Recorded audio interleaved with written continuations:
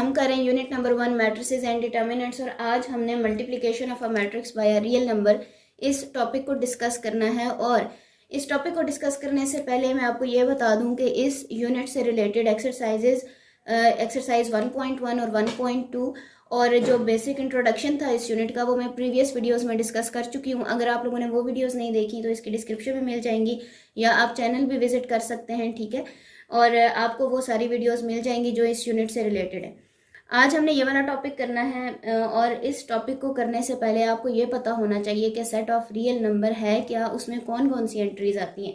तो set of real number आप जानते हैं, आपके पास आता है union of rational and irrational number. Q को हम रैशनल नंबर्स के लिए यूज़ करते हैं, Q prime set of irrational numbers को रिप्रेजेंट करता है। और आप लोग ये भी जानते हैं कि सेट ऑफ नेचुरल नंबर्स वो भी सेट ऑफ रियल नंबर का एक सबसेट है, सेट ऑफ होल नंबर भी सेट ऑफ रियल नंबर का एक सबसेट है। सेट ऑफ नेचुरल नंबर्स की एंट्रीज 1 से शुरू होती हैं, 1 2 3 and up to so on, वो भी एक इनफाइनाइट सेट है। सेट ऑफ होल नंबर की एंट्रीज 0 से शुरू होती हैं, 0 1 2 3 and up to so on, it is also an infinite set. Set of rational numbers, it is the set of those numbers which can be written in the form of P by Q, ठीक है। ये वो set है जिसमें सारी entries को हम P by Q की फॉर्म में लिख सकते हैं। और क्यू प्राइम जो कि सेट ऑफ इररेशनल नंबर है, it is the set of all those numbers which can not be written in the form of P by Q, जिसको आप पी बाई क्यू की फॉर्म में नहीं लिख सकते। सारे के सारे एलिमेंट्स में वो इस सेट में आते हैं, और ये आपका बनता है सेट ऑफ रियल नंबर, ठीक है। तो आज हमने मल्टीप्लिकेशन देखनी है एक मैट्रिक्स की किसी भी रियल नंबर के साथ। तो हम लोग सपोज कर लेते हैं कोई सा भी रियल नंबर, फॉर एग्जांपल मैं एक रियल नंबर ले लेती हूँ -2, और एक मैट्रिक्स है मेरे पास ऑर्डर 3/3 की। सपोज दैट कि मैट्रिक्स मेरे पास ऑर्डर है 3/3 की, इट इज़ 1 -1 एंड 4 2 -1 0। ये इस मैट्रिक्स की एंट्रीज हैं। It is 3/3 matrix -1 3 2। 3/3 मैट्रिक्स का मतलब ये है कि इस मैट्रिक्स का की 3 रोज हैं और 3 कॉलम्स हैं, ठीक है। यहाँ पे हम इसको ऑर्डर लिखते हैं। ये हमारे पास एक मैट्रिक्स थी। अगर मैंने इसको किसी real number, suppose that I have a real number के दैट इज इक्वल्स टू -2, इसके साथ मैंने इसको मल्टीप्लाई करना है, तो मेरे पास आ जाएगा k into A is equals to -2 into that matrix, ठीक है। जो भी वैल्यू हम इक्वेशन के एक साइड पे लिखते हैं, उसी तरह से एंट्रीज हम लोग इक्वेशन की दूसरी साइड पे भी लिखते हैं। यहाँ पे मैंने लिखा था के ए इज इक्वल्स टू, के की जगह पे मैंने इसकी वैल्यू लिख दी। अब मैट्रिक्स ए की जगह पे मैं ये वाली वैल्यू लिखूंगी। मेरे पास आ जाएगा 1 -1 4 2 -1 0 -1 3 2, ठीक है। जब भी आप किसी स्केलर को, किसी रियल नंबर को किसी मैट्रिक्स के साथ मल्टीप्लाई करते हैं तो उसका एक ही रूल है, और वो रूल क्या है कि ये जो नंबर है ये मैट्रिक्स की सारी एंट्रीज के साथ मल्टीप्लाई हो जाएगा, ठीक है।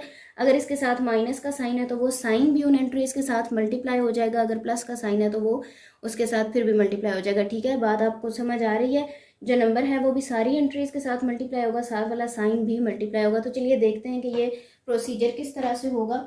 तो हम इस तरह से करेंगे कि -2 को हर एंट्री के साथ अलग अलग लिख देंगे मल्टीप्लिकेशन की फॉर्म में, ठीक है। -2 मल्टीप्लाई बाय 1 -1।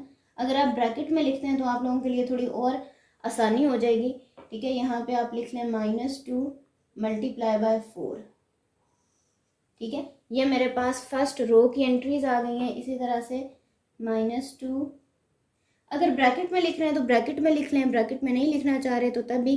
लेकिन एक चीज़ का आपने ध्यान रखना है कि साइंस अगर आप इधर उधर करके या चेंज करके लिख देते हैं तो आपका क्वेश्चन ठीक नहीं होगा। तो साइंस के लिए आपने ध्यान रखना है -2 मल्टीप्लाई बाय -1 -2 मल्टीप्लाई बाय 0। अच्छा, और एक चीज़, 0 किसी भी नंबर के साथ मल्टीप्लाई हो जाए आंसर हमेशा 0 आता है, चाहे वो 1000 से मल्टीप्लाई हो जाए, 10,000 से, कोई भी बड़े से बड़ा नंबर अगर 0 से मल्टीप्लाई हो रहा है तो आंसर विल बी 0, ठीक है। नेक्स्ट आपकी एंट्री है -2 multiply by -1 -2 multiply by 3 -2 multiply by 2, ठीक है। इस तरह से आप लोग लिखेंगे। और अब हम देखते हैं कि ज़रा मल्टीप्लिकेशन के बाद सोल्यूशन क्या आता है। साइंस को भी आपने आपस में मल्टीप्लाई कर देना है। Minus plus minus, 2 1s are 2, minus minus plus, 1 1s are 1, minus plus minus, 4 2s are 8, minus plus minus, 2 2s are 4, minus minus plus, 2 1s are 2, minus plus minus, और क्योंकि 0 के साथ 2 मल्टीप्लाई हो रहा है तो answer will be 0, minus minus plus, 2 1s are 2, minus plus minus, 3 2s are 6, minus plus minus, 2 2s are 4। ठीक है, तो ये आपके पास सोल्यूशन आ गया है k इंटू ए का। और k की जगह पे आपके पास कोई भी नंबर हो सकता है, वो रियल नंबर्स के सेट में से कोई भी नंबर हो सकता है, set of natural numbers, whole numbers, rational, irrational. ठीक है, उनमें से कोई भी नंबर अगर आप मैट्रिक्स के साथ मल्टीप्लाई करते हैं तो आपके पास सोल्यूशन इस तरह से आएगा कि वो नंबर मैट्रिक्स की सारी एंट्रीज के साथ मल्टीप्लाई हो जाएगा। ठीक है, अगर फिर भी ये क्वेश्चन समझ नहीं आया तो कमेंट सेक्शन में पूछ लीजिए। नेक्स्ट जो टॉपिक हमने आज करना है वो हम मैट्रिक्स के लिए एडिशन लॉज को देखेंगे, और उन लॉज में हमारे पास है commutative law of addition and associative law of addition. ठीक है, तो मैट्रिक्स के लिए सबसे फर्स्ट आप देख लें what is commutative law of addition. Commutative law under addition. ठीक है, आप इसको इस तरह से लिखेंगे,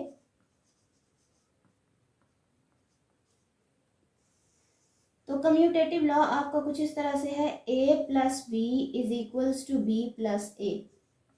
ए और बी आपकी दो मैट्रिसेस होंगी। ठीक है, अगर आप उनको इस तरह से ऐड करते हैं कि पहले आपने मैट्रिक्स ए लिखी है उसके बाद मैट्रिक्स बी, तो जो आपका सोल्यूशन आएगा या जो आंसर आएगा वो इक्वल होगा अगर आप मैट्रिक्स का ऑर्डर चेंज कर देते हैं, मतलब उसको आप दूसरे वाली मैट्रिक्स को पहले लिख देते हैं, पहले वाली को बाद में लिख देते हैं। अगर आप लिखते हैं बी प्लस ए तो इन दोनों का आंसर सेम आएगा। ठीक है, इसको एक एग्जांपल के ज़रिए समझते हैं ताकि आपको ये और भी अच्छे तरीके से समझ आ जाए, और जो एडिशन हमने प्रीवियस वीडियो में की थी वो भी थोड़ा सा रिवाइज हो जाएगा। ठीक है, तो आप सपोज कर लें, let we have a matrix A जिसकी एंट्रीज क्या हैं, 2 5 2 3 6 1 0 1 3। ठीक है, ये मेरे पास एक मैट्रिक्स की एंट्रीज हैं, और मेरे पास दूसरी मैट्रिक्स क्या है, बी हैविंग एंट्रीज 3 -1 4 -2 4 एंड 2, और थर्ड कॉलम है 5 1 -4। ठीक है, इसके लिए मैंने कम्यूटेटिव लॉ ऑफ एडिशन को प्रूव करना है। तो सबसे पहले आप ले लें लेफ्ट हैंड साइड, जो कि क्या है, a प्लस बी। ठीक है, आप अगली लाइन में इसका सोल्यूशन लिख दें। अगर आप इस तरह से लिखना चाह रहे हैं कि पहले मैट्रिक्स a को लिखें, फिर प्लस का साइन डालें, फिर मैट्रिक्स b को लिखें और नेक्स्ट स्टेप में आप इनको ऐड करें तो तब भी ठीक है। अगर मैं इसको यहाँ पे डायरेक्ट कर दूं, कॉरिस्पॉन्डिंग एंट्रीज को मैंने ऐड करना है, मतलब फर्स्ट एंट्री को इस फर्स्ट के साथ, सेकंड को इस सेकंड के साथ, थर्ड को इस थर्ड के साथ, और इसी तरह से बाकी की एंट्रीज। तो अगर आप डायरेक्ट करना चाह रहे हैं तो तब भी ठीक है। अगर मैं यहाँ पे लिख दूं a plus B is equals to 2 + 3 3 plus into -2 0 + 5 5 plus into -1 6 + 4 1 + 1 2 + 4 1 + 2 3 plus into -4। आपने उन वैल्यूज़ का ख़ास तौर पर ख्याल रखना है जिनके साथ माइनस का साइन आ रहा है। ठीक है, अब यहाँ पे देखें 3 + 2 5 है, प्लस माइनस माइनस हो जाएगा, 3 - 2 1 0 + 5 5 plus minus minus 5 - 1 4 6 + 4 10 1 + 1 2 4 + 2 6 2 + 1 3 plus minus minus 4 में से 3 सब्ट्रैक्ट हो गए, 1 आ गया, लेकिन साइन हम बड़े वाली वैल्यू का लगाएंगे 4 के साथ वाला, तो ये हमारे पास आ जाएगा -1। ठीक है, 5 1 5 4 10 2 6 3 -1, ये हमारे पास आंसर आया है लेफ्ट हैंड साइड का। ठीक है, अब a प्लस बी को इधर ही लिखा रहने दें, हम ये चेंज कर देते हैं। अब हमने फाइंड आउट करना है b प्लस a, तो इधर ही साथ ही हम b plus a find out कर लेते हैं, जो कि हमारी क्या थी, राइट हैंड साइड थी, that is equals to b plus a। तो आप क्या करेंगे, पहले मैट्रिक्स दिस इम्प्लॉयज दैट। ठीक है, इसको आप अगले स्टेप में भी लिख सकते हैं। आप पहले मैट्रिक्स बी लिख दें, 3 - 2 5 -1 4 1 4 2 -4। आप यहाँ पे लगा दें प्लस का साइन और आप लिखते हैं आप नेक्स्ट मैट्रिक्स 2 3 0 5 6 1 2 1 3। ठीक है, अब आप यहाँ पे लिख दें बी प्लस ए। ठीक है, बी प्लस ए जब आप लिख रही हैं तो आप इन एंट्रीज को डायरेक्ट ऐड कर दें। 3 + 2 5 -2 + 3 आंसर इज 1। 5 + 0 आंसर आपके पास आ जाएगा 5। ठीक है, -1 + 5 ये आंसर आपके पास आ जाएगा 4। 6 + 4 10 1 + 1 2 4 + 2 6 2 + 1 3 -4 + 3 -1। ठीक है, आप लोग अब देख रहे हैं ये थोड़ा सा अगर आपको कंफ्यूजिंग लग रहा है या कोई चीज़ समझ नहीं आ रही तो पूछ लीजिए। ठीक है, वरना ये a + b था, ये जो नीचे वाली मैट्रिक्स है, और ऊपर हमने b + a फाइंड आउट किया और दोनों आप देख सकते हैं कि बिल्कुल सेम है। ठीक है, आप इसको लिख सकते हैं a + b = b + a। Simply at the end आप लिख सकते हैं a + b = b + a, या आप ये कह सकते हैं for these two matrices commutative law under addition is satisfied और इट इज़ वेरीफाइड। ठीक है, इस तरह से आप करके इसको सॉल्व कर सकते हैं। सो ये था हमारा commutative law of addition for matrices. और अब हमने सॉल्व करना है associative law. Associative law of addition भी बहुत ही ज़्यादा इजी है, उसमें कुछ भी प्रॉब्लम नहीं है, फ़ौरन से हो जाएगा। सो देख लेते हैं next part which is associative law of addition. Associative law under addition. ठीक है, ये भी बहुत ही ज़्यादा इजी है। अगर आपको एडिशन के रूल्स के बारे में पता हो और आपको ये दोनों लॉज अगर ज़हन नशीन आप लोग कर लें तो आप लोगों के लिए क्वेश्चंस करना बिल्कुल भी मुश्किल नहीं होगा। हम सपोज कर लेते हैं we have 3 matrices A, B and C and if A + B + C = A + B + C। अगर ये कंडीशन सेटिस्फाई हो जाती है it means that for these 3 matrices associative law under addition is verified. ठीक है, और कोई भी 3 मैट्रिसेस हम लोग ले लेते हैं और इसको हम कहते हैं एसोसिएटिव लॉ अंडर एडिशन। और इसको डिफाइन हम किस तरह से करेंगे, suppose that we have 3 matrices A, B and C and if this condition is verified it is called associative law under addition. ठीक है, इस तरह से आप इसको डिफाइन भी कर सकते हैं और आप कोई सी भी 3 मैट्रिसेस लें और उनके लिए ये लॉ प्रूव करें। सपोज दैट कि हमारे पास पहली मैट्रिक्स है A विच इज़ 3/3 मैट्रिक्स। ठीक है, मैं ले लेती हूँ एक मैट्रिक्स A, ये मेरे पास 3/3 मैट्रिक्स है। It is 2 5 2। फर्स्ट जो कॉलम है इसका वो इस तरह से है 3 6 1 0 1 3। ठीक है, ये मेरे पास पहली मैट्रिक्स है।